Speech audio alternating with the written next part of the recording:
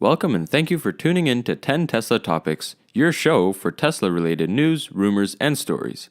My name is Max Maurice, and during today's episode, I'll fill you in on 10 Tesla topics from Tuesday, January 17th to Saturday, January 21st, 2017. The topics covered in today's show are the following: no more software performance reductions, little Model 3 update, Audi getting pretty serious about their EV lineup, Tesla in the United Arab Emirates, electric GT charging plan, a new 0 to 100 kilometers an hour record, the Tesla stock gets a little bump, Panasonic wants to extend their partnership with Tesla, Model S gets the interior bundles, and of course, the 100D has finally arrived. Topic number 1 comes from Tesla Roddy. So last month, Tesla limited the power output of the performance models after frequent use of launch mode and max power. It's something other sports cars manufacturers do in order to prevent premature wear of components due to high stress placed on them during those launches. However, this frustrated several owners because it wasn't communicated to them in any way. But Tesla quickly fixed that by deciding to completely eliminate all software performance reductions tied to the frequent use of max power. Tesla's president of sales and service, John McNeil, confirmed the news on Tesla Motors Club forum, where owners were, sharing their discontent with the measures taken by Tesla. He said that it should be fixed in about 3 weeks and that the fix is based on the inputs of owners. I quote, "Based on your input, we have decided to remove all software performance reductions tied to frequent max power usage. These changes will roll out with our next software update in about 3 weeks. Instead of implementing software limitations to the power output, Tesla will keep monitoring the parts that could be affected by the use of frequent max power and replacing them during service if needed." Tesla has confirmed that the part replacements will be covered by the warranty, and they will try to proactively replace them before failure occurs for safety reasons, of course, and in order to avoid any inconvenience to the owners. Topic number 2 comes from electric. Tesla has officially confirmed the night of January 17th that Model 3 drive unit production will happen in Nevada, along with a few other details. The news was actually announced by Nevada's Governor Brian Sandoval, and Tesla confirmed it later. He praised the Gigafactory project for the economic growth it created in the state before announcing that he had more economic news about the project. He said that Model 3 production has filled the Fremont factory in California, and therefore the automaker decided to move the drive unit production to the upcoming new vehicle at the Gigafactory in Nevada. It represents an additional $350 million investment and an additional 550 more jobs. Topic number 3 comes from Tesla Roddy. So Audi, and yes, that is Audi, not Audi or Audi, same as Porsche is Porsche, not Porsche or Porsche. Anyways, a little side detail there. But Audi is planning a major push into the Chinese electric car market, that is, to have a competitive advantage over Tesla. Audi announced its plans to produce 5 new electric vehicles for the Chinese market over the next 5 years, starting with the A6L e-tron sedan. The L simply means the car will have a long wheelbase, so more space in the back type thing. So the A6L e-tron will be manufactured in China in cooperations with a local partner, FAW Automotive Group. The Q7 e-tron SUV is expected to go on sale in China next year and will be imported rather than manufactured in the country. Audi says it will be bringing another electric car with more than 300 miles of range to the Chinese market in the near future. The Audi Quattro e-tron is scheduled to release in Germany later this year. Now, get this, more than 300,000 electric cars were sold in China last year, making it the largest market for electric vehicles in the world. I thought it'd be somewhere in Europe or the US, but no, it's China. So possibly a reason behind those high numbers are the biggest, I don't know if it's the biggest, but very huge subsidies from the government, the incentives. They can be up to $16,000 per car, and that's $16,000 US per car, which is quite a bit. Topic number 4 comes from TSLA. So, citizens of the United Arab Emirates are deeply involved in sustainability due to harsh climates they live in, which might be, you might be surprised by that because they're, of course, heavily influenced by oil. But the UAE contains 7 emirates located along the shores of the Persian Gulf, and as of right now, the closest Tesla superchargers are located hundreds of miles to the west in Jordan. Now, back in 2015, Elon Musk tweeted that other nations in the area would soon be included in the Tesla community, but factors like war and political insecurities unfortunately have kept Tesla from developing and being more included in the Middle East. And according to Tesla Supercharger Map on their website, if you check it out, there are no new superchargers in the area that are planned. Which is a little unfortunate, of course. I would like to see Tesla in all over the world, but in due time, I guess. Topic number 5 comes from electric. So after unveiling the electric GT Model S P100D Ludicrous last week, which is quite the name, Electric GT announced a partnership with Magnum Cap, a charging station manufacturer, to provide the charging equipment for the upcoming first season of the new all-electric and all-Tesla racing championship. The company wrote in a press release, there will be 20 CHAdeMO standard fast charger DC units, which will provide around 55 kilowatt hours of power to each EGT race-prepared Tesla Model S P100D for one season. So 20 chargers will mean 1 for each car and 2 for each team. It also means they will have to use charging adapters since there's no direct connector for the CHAdeMO standard on the Tesla Model S. Topic number 6 comes from the Tesla Racing channel on YouTube. So Elon Musk recently said that there's still room for improvement of the 0 to 100 kilometers an hour acceleration, or the 0 to 60 miles per hour acceleration of the P100D Model S, and that a stock, which is important to notice, to highlight, a stock P100D could reach a 2.3 second time. Well, he wasn't wrong. A 2.389 second time was achieved by the stock, once again the stock, Model S P100D from the Tesla Racing channel on YouTube. The new video dropped a couple days ago, and with their first runs since the Ludicrous Plus update, the new Easter egg, they achieved it, the new record, first try. That's pretty cool. And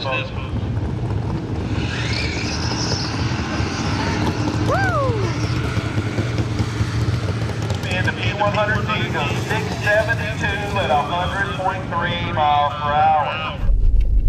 Oh my gosh, a 672. That's almost a 660 right there. The 660 showroom floor streetcar, Michelin pilots. I mean, that's just something you don't see every day. Also, we have the V-Box going right now, so we did a 2.4060. I'm not sure what the tenth of a second is. It could be a 2.39 or so for all I know. We did a 0 to 106.2 seconds, so that's wicked. And just like that, with the software update, Tesla beats the claim made by Faraday Future with its new FF91 concept, which can also achieve a 2.3 second time, but that's with a stripped down interior, and the vehicle is not even available. So once again, I barely count Faraday Future's time, because once the production vehicle is out, I highly doubt it'll be that quick. Well, it'll probably still be sub 3 seconds, but not 2.3. Anyways, so it was one of the main features, selling the FF apart, but now it doesn't seem quite as impressive because Tesla is, of course, beating them. And so when it comes to stock production cars, once again, very important, stock and in production cars, the Model S P100D Ludicrous is the quickest production car in the world. And, well, it's just awesome that it's electric at that. Topic number 7 comes from TSLA. Morgan Stanley upgraded Tesla's rating to an overweight, citing a surprisingly supportive political environment, improved outlook for the Model 3 launch, and less competition. Analysts from Morgan Stanley raised Tesla's price target from $305 from $242 and set a higher earnings prediction for the fiscal year 2018. The upgrade comes right after the recent announcement that Tesla's massive Gigafactory, Gigafactory facility in Nevada will be expanding production to motors and drive units for the Model 3, as mentioned in topic number 2 of the show. Now, Morgan Stanley reports that Tesla has a lead in the self-driving space and reduced risk from Google after Google, shifted kind of away from their focus on their self-driving car project, which is true. I mean, I honestly completely forgot about the self-driving Google car. They just kind of disappeared from the face of the earth. So also noted by Morgan Stanley is Tesla's ties with a surprisingly supportive political environment. Now, this is in large part of a reference to Musk's recent meetings with now President Donald Trump, reportedly to discuss the topic of American job creations. Now, Trump's Strategic and Policy Forum announced that it has included Musk, Uber CEO, and PepsiCo's CEO as members of the advisory council. Tesla stock was up 4% in the pre-market, trading before leveling down to 3%. The stock is currently trading at $245.56. Topic number 8 comes from Teslarati. Panasonic has announced January 19th that they will shift focus to Tesla, in specific to produce lithium-ion battery cells and develop sensors and components used for self-driving applications. The CEO of Panasonic said in an interview on Thursday, "We are deeply interested in Tesla's self-driving system. We are hoping to expand our collaboration by jointly developing devices for that, such as sensors." The announcement by Panasonic is seen as a move that will ultimately link to the company as a leader in autonomous technology, co-developed with strategic partner Tesla. As mentioned right before, Morgan Stanley upgraded Tesla's rating to an overweight, citing reduced risks of the company in the field of self-driving technology and a strong outlook for the Model 3 launch. The CEO of Panasonic spoke last year of their goal to divert its attention to the electric car market. He says, "We are seeing a strong demand for the EV batteries, not just from Tesla, but from various other automakers. We see the rechargeable battery business as the biggest growth driver, so we are aggressively making upfront and strategic investments here," which is great to hear. Topic number 9 comes from electric. Now, you might remember a few months ago, Tesla started bundling the interior options of the Model X to streamline the ordering process and ultimately the production. Now, Tesla says that the program was successful, so they are now bringing it to the Model S. The result is that buyers now have fewer choices when configuring the interior of the vehicle, but they are now choosing from the pre-selected options that Tesla put together using data from 4 years of selling their vehicles and, curating the interior options. In other words, the bundles consist of the most popular options. They came up with 5 different bundles of seats, trims, and headliners to choose from, and 4 of them you can also choose and get the optional carbon fiber trim. Now, you might also remember Tesla recently recruited Volvo's head of interior engineering to lead its own interior team, so maybe we're going to see some new options coming soon. We'll just have to wait and see. And topic number 10, probably the biggest news of the week, comes from electric. While the P100D ludicrous Model S made the quickest production car in the world and the electric car with the longest range in the world, the P100D is losing the title of the longest range in the world with the new Model S 100D that just came out. So the P100D has an EPA estimated range of 315 miles, while the new 100D, so the non-performance, take the P away, hits 335 miles. It also brings down the entry price of Tesla's 100 kilowatt-hour battery pack by an incredible amount, since the Model S P100D starts at over $130,000. The new 100D starts at $95,000, and of course that's all in US dollars, which is only $3,000 more than the 90D, which is surprisingly still available actually.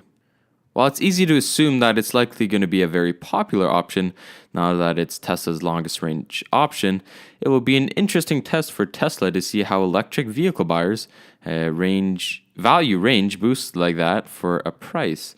Tesla has also never offered so many options for its range in its lineup before. I'll just run down the numbers here. So the lowest one, a 60 kilowatt hour, gets 210 miles. A 60D, so that's 60 dual motor, gets 218 miles. There's the 75, which gets 249 miles. There's the 75D, which gets 259 miles. There's the 90D, which gets 294 miles. There's the 100D, which is the newest one, with 335 miles. And the king there, the fastest one, the P100D, with 315 miles. And for listeners who don't quite understand the miles per hour, that's okay. So basically just the lowest range, so the 60 kilowatt hour, not the 60D, but the 60 will get you a range of 338 kilometers. And the highest is now 539 kilometers. That's the 100D. And of course, the new 100D is also available with the Model X, and it extends the range of the Model X to 295 miles, again for roughly $30,000 less than the P100D. So those are your 10 Tesla topics from Tuesday, January 17th to Saturday, January 21st, 2017. For any questions, remarks, or even criticism, I encourage you to follow the show's Instagram and Twitter pages at 10 Tesla Topics. That's TENTESLA TOPICS, or send me an email at 10teslatopics@gmail.com. That's TENTESLA TOPICS@gmail.com. So I hope you guys like this. I guess this is the first episode of the YouTube format.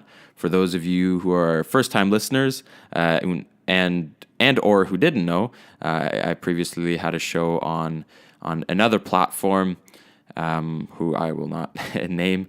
However, I wasn't aware that I only had 3 hours that I can post. So I tried to post my latest episode, and then it said, "Oh, you're out of hours or you're out of time. Please buy more."